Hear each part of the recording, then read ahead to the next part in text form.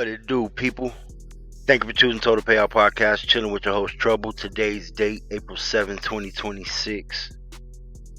Got two games on deck today, some game twos. Home teams did take advantage of game one, so let's see if road team can get some get back or if the home team is going to go ahead and take complete control of these series and protect home court. Now, starting with the first game, we got two games. Like I said, we got Cleveland and Detroit, then we got the Lakers versus OKC. Now, the first game, we got Cleveland and Detroit head-to-head last 10. Cleveland 6-4 straight up last 10. Cleveland 6-4 against the spread last 10, and the under is 2-8 last 10. Cleveland 1-5 against the spread last 6. Cleveland is 2-4 straight up last 6. Cleveland 0-5 against the spread last 5 away from home. Cleveland 1-4 against the spread last 5 versus the Eastern Conference. And Cleveland is 17-28 against the spread away from home overall this season. Now, Detroit is 4-1 straight up last 5. Detroit 8-1 straight up last 9 at home. Detroit 3-6 against the spread last 9 in May. Detroit 5-12 against the spread last 17 on Thursdays, and they're 24-22 against the spread at home overall. Now, my personal line has Detroit at -6. Vegas opened up at Detroit -3 once again. Kind of tough in this one, man, because obviously you want to think Cleveland wants to come out and try to compete in this game too, to go ahead and try to even up the series going home, take advantage of that, take control, at least get one road game. Obviously, you want to have that be game 1 or 2 instead of game 5 if you're the road team starting out a series. Now, like, reason why I say it's tough, man, is because always game 2 is going to be the toughest game for the home team if they win game 1, because that road team does not want to go down 2-0. Most likely they usually always do, but at the same time they give it their best because they don't want to go down 2-0. Now, if they win game 1, then usually game 2 they flop and get blown out. But game 2 usually is a more competitive game if the home team won game 1. Now, I'm going to go ahead and roll with Detroit again, -3. Like I said, kind of looking at this series, I just think this matchup is Toronto matchup for Cleveland, souped up. A little bit more physical, better scores, better offense, but way more physical than Toronto, way more physical. To me, Toronto and Detroit kind of mirrors each other. But I just think that Detroit is just a big brother of Toronto. Better bench. Cunningham, a little more polished than Barnes. They don't have Jalen Duren over there in Detroit. They don't have an Isaiah. They don't have a big boy off the bench. They don't have that. They have some great pieces in Toronto, some nice little pieces, but it's just that they're not as polished as Detroit. And with Detroit being more physical than Toronto, and that being what kept Toronto in that series to game 7, I just don't think Cleveland, unless Cleveland has an unbelievable shooting night that Detroit can't match in the paint, I think Cleveland's going to struggle to cover spreads, let alone win a game in this series, just because of the simple fact that I just think that's going to be tough for them to match them in the paint. And like I say, when you're shooting threes, it's a great shot to hit, but it's a low percentage shot as far as the distance. If I can get a dunk, 2 dunks to your 3, every time, you got to hit that 3 at an efficient rate. If you're shooting that 3 like a Boston 50 times a game versus me shooting 30.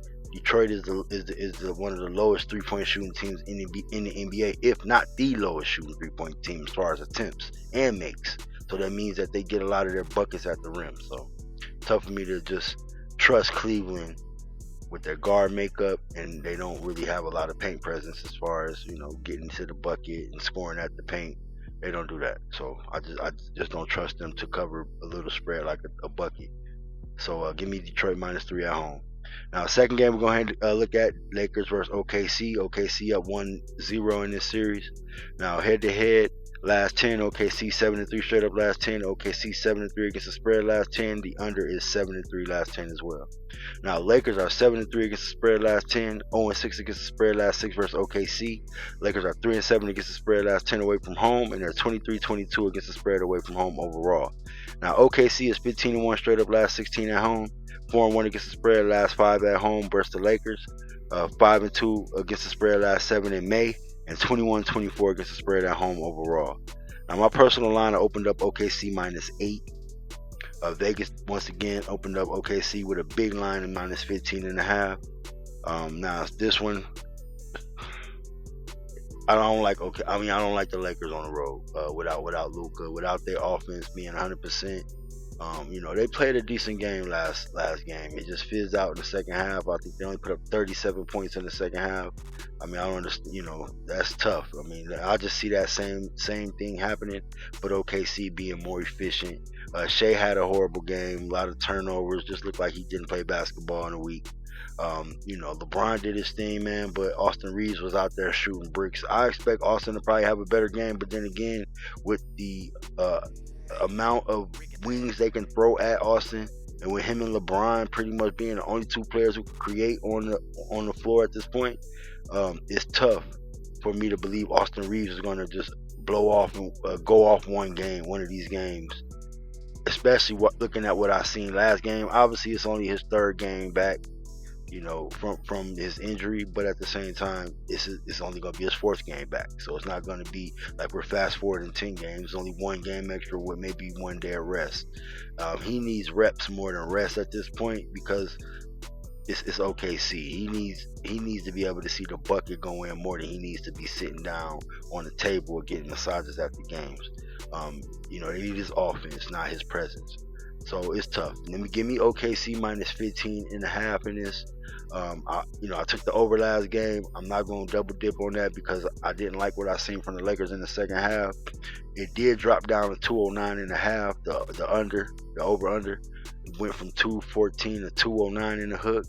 So stuff like that probably end up going over because they just dramatically dropped it low. But I don't blame them based on the Lakers' second half. They just fizzed out, and I don't know if the Lakers have it in them to actually do more this game than they did last game, with LeBron being the focal point. Every game LeBron put on his back, put on his legs, put on his body is going to just be a negative as far as the gas tank, not a positive. LeBron James' gas tank at this point of his career, at this point of the season, is only going to go backwards. LeBron's not going to get stronger and stronger the more game he plays. I don't believe that. I think he could give you his best and ball out, but then at the same time, his age is just not going to allow him to just go all out max with 1 day rest in between games in 7-game series if he even gets that far.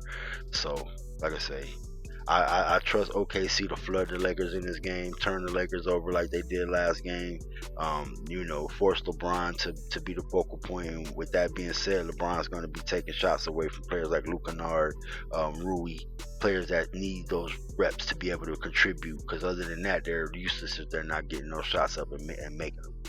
So with that being said, let's go ahead and recap the games that we're taking today.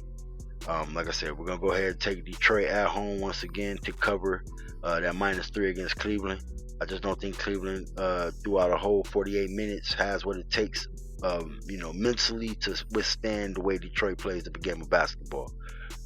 You got players like Duncan Robinson just gloating and taunting and going to the bucket, not even just settling for threes. And I look at that type of thing and I just say, okay, yeah, I seen enough as far as what I know. And I'm not saying Cleveland is dead. I'm not saying they'll get swept or anything. Cleveland might make this a 7-game series, but on the road, they didn't win a game in Toronto in the 3 games they played in Toronto. So I don't know if they can go ahead and give Detroit any run for their money on the road in Detroit.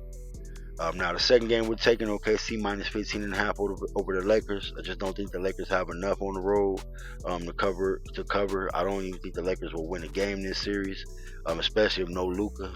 And then even if they get Luka ain't played basketball in a month and a half, so they won't even get the best version of Luka. And we're definitely not getting a defensive Luka, which is what the Lakers, they need the offense, but they also need the offense to be able to play defense as well, because you're going to get a way better Shea this game than you got last game. Way more focus, way more, competitive, everything. You're gonna get that. He's just, I believe that. I'm not thinking he's gonna come out there lackadaisical 2 games in a row. Not that they can't afford it, but at the same time, him being his position on this team, they need him to be 100% through every game that they play in order for him to have a great chance to win. Without him being 100%, that gives the other team a chance to sneak the back door and win, at least cover or win the game outright. So like I said, we're going to go ahead and take the Thunder -15.5. So I want to thank you guys for tuning in today. Chilling with your boy Trouble, Total Payout Podcast. Today's day, once again, May 7th, 2026. Please give me a like, comment, and subscribe at the end of this video. I greatly appreciate it. I appreciate you guys giving me a couple minutes out your day. Like I always say, man, please stay out the way. Thank you.